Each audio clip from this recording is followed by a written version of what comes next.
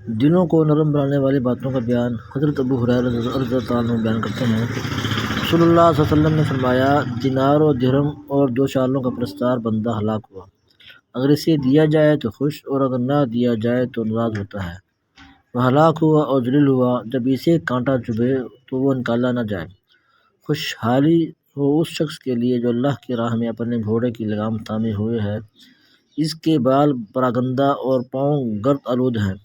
अगर वह पहरे पर मामूर है तो वह पहरे पर डटा हुआ है, और अगर लश्कर के आखिरी दस्ते में है तो वहाँ भी डटा हुआ है। अगर वह महफिल में शिरकत के लिए इजाज़त तलब करे तो इसे इजाज़त ना दी जाए, और अगर वो सिफारिश करे तो सिफारिश कबूल न की जाए।